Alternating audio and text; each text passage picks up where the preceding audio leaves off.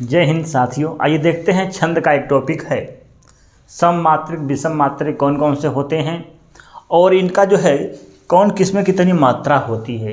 ये कन्फ्यूजन होता है, याद नहीं होता है, तो इसको हम ट्रिक के माध्यम से सीखेंगे, आपको आसानी से याद हो जाएगा। ठीक है, तो आइए देखते हैं। देखिए सम मात्रिक कौन कौन से होते हैं, ये हैं आपके सम मात्रिक। तो इसको ट्रिक है क्या, चोरो गीत हरि, मतलब कि चोर गीत को हरि हरि के लिए गा रहे हैं चोर, तो चोरो गीत हरि आपको याद करना है। तो चो से हो जाएगा चौपाई, रो से हो जाएगा रोला, गीत से हो जाएगा गीतिका और हरि से हरि गीतिका। ठीक है, ये सब हैं आपके सम मात्रिक होते हैं। अब इनमें मात्रा कितनी पाई जाती है, आपके एग्जाम में क्वेश्चन पूछता है, बोलेगा कि चौपाई में कितनी मात्राएं होती हैं, कितनी होती हैं, 16 होती हैं, सिंपल है। अगला क्वेश्चन पूछ सकता है कि रोला में कितनी मात्रा होती हैं। देखिए तो रोला में कितनी मात्रा होती हैं, 24 मात्रा होती है। तो आपसे क्वेश्चन पूछ सकता है कि रोला में 24 मात्रा होती हैं, लेकिन पहले कॉलम में कितनी मात्रा होती हैं, या सम कॉलम में कितनी मात्रा होती हैं, विषम कॉलम में कितनी मात्राएं होती हैं। क्वेश्चन पूछ सकता है कुछ भी घुमा के। ठीक है, तो पहले याद करिए चौपाई में कितनी मात्रा होती हैं, 16 मात्रा होती हैं। वो पहले लाइन में भी 16, दूसरे में भी 16, तीसरे में भी 16, चौथे में भी 16, मतलब कि पहला लाइन जो कहते हैं सम विषम मात्रिक और दूसरा होता है सम। ठीक है, सम लाइन विषम लाइन। ठीक है, अब है इसी के बाद रोला में 24 मात्रा होती हैं। कितनी मात्रा होती हैं, 24 मात्रा होती हैं। तो इनको याद करना, देखिए इसको लाइन से याद करिएगा, चौपाई रोला गीतिका हरि गीतिका, तो 16 हो गया, कोई दिक्कत नहीं, सिंपल है। तो चौपाई में 4 आ रहा है, तो 4 चौके 16 मात्रा होती है, ऐसे याद कर सकते हैं आसानी ट्रिक के साथ। इसके बाद है रोला गीतिका हरि गीतिका, तो इसमें होता है रोला में 24, गीतिका में 26 और हरि गीतिका में 28, दो का अंतर हो रहा है। ठीक है, तो ऐसे थोड़ा सा दिमाग में बैठाएंगे, याद हो जाएगा। ठीक है, अब देखिए पहले कॉलम में जो है 11 मात्रा होती हैं और आपके दूसरे कॉलम 13 मात्रा होती है। पहले कॉलम में 11 मात्रा, दूसरे कॉलम में 13 मात्रा होती है। इसका ट्रिक है रोला, मतलब रोने की बात कर रहा है, तो कह सकते हैं रो मगर गाते गाते। कैसे रो, गाते गाते रो, गाते से गाते, गाते रो।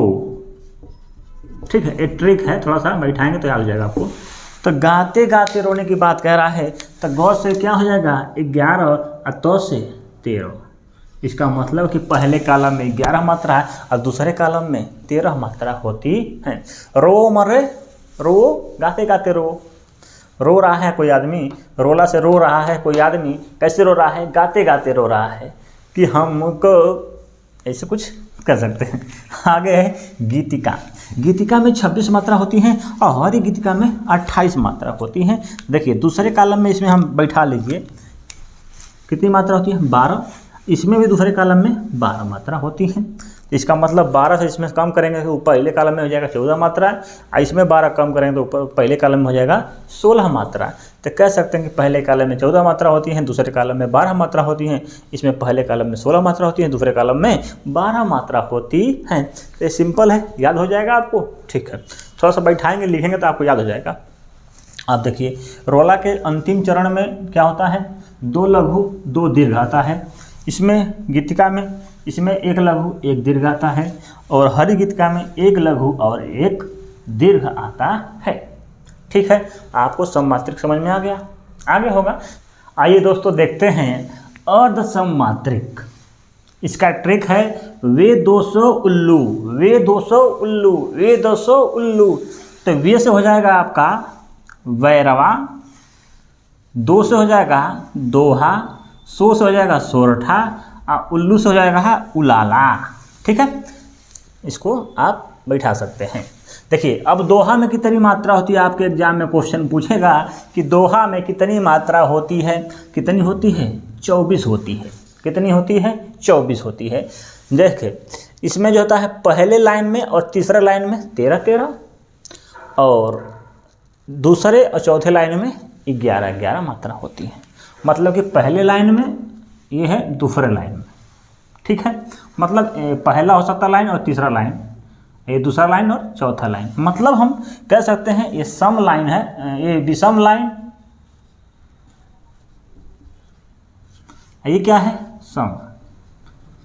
ठीक है, तो विषम में 13 मात्रा होती है और सम में 11 मात्रा होती है।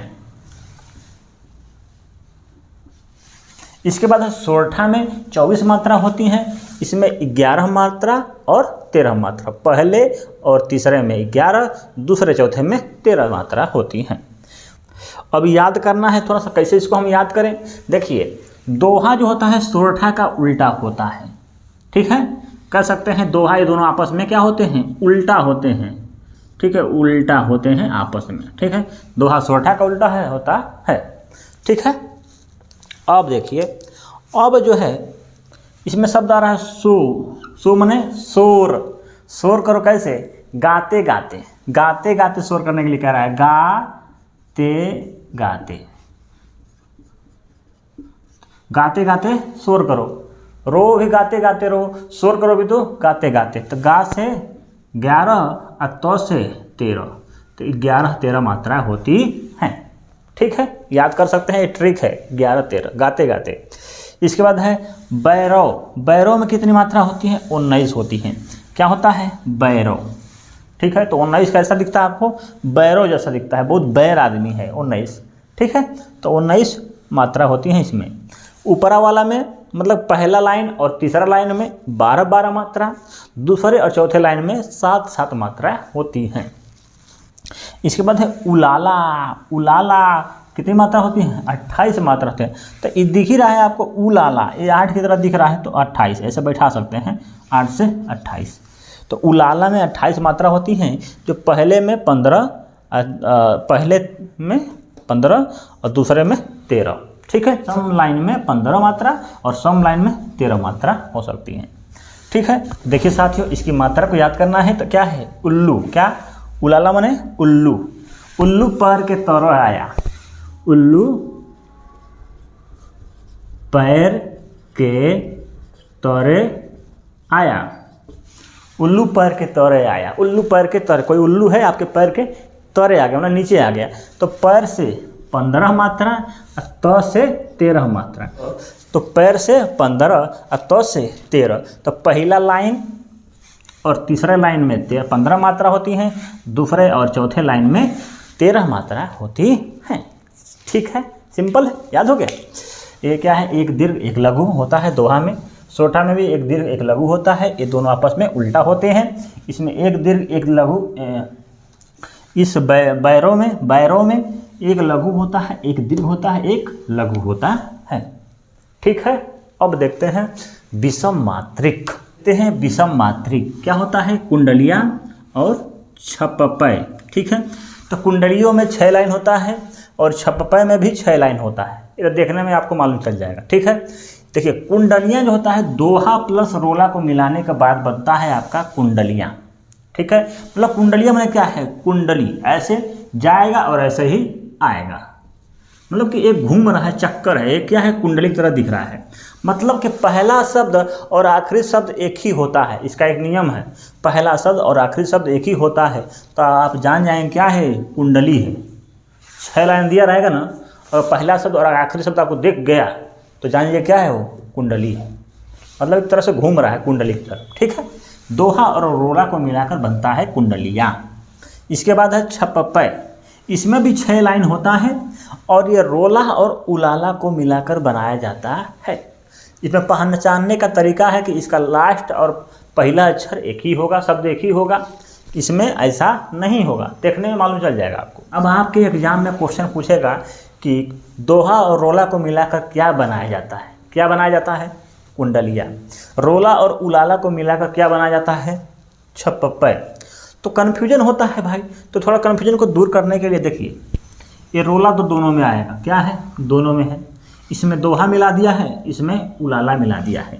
तो छपपय में देखिए क्या है, आधा प फिर प, मतलब आधा प इसमें आपको दिख रहा है, मतलब आधा प दिखेगा, तो इसमें भी आधा वाला शब्द खोजना है आपको। इसमें आधा शब्द कोई दिख रहा है, नहीं दिख रहा है, लेकिन उलाला में आधा ल दिख रहा है, इसमें आधा प दिख रहा है। इसका मतलब है कि छपपय में आधा ल वाला क्या आएगा, उलाला आएगा। तो रोला के साथ उलाला लगता है, इसमें रोला के साथ दोहा लगता है। ये ट्रिक है, थोड़ा सा बैठाए हैं आपके लिए, ठीक है, ये कोई बताएगा नहीं आपको। अब देखिए साथियों, अब छंद आपको मैंने कुछ पढ़ा दिया, कुछ बता दिया, उसमें लॉजिक, उसमें कुछ ट्रिक। अब आपको क्या करना है, आप जहाँ से पढ़े होंगे या जहाँ से पढ़ते होंगे उस छंद को एक बार पढ़िए ध्यान से, किसी भी टीचर से। उसके बाद अपने किताब से प्रैक्टिस करिए, आपका अच्छा स्कोर इसमें भी देखने को मिलेगा।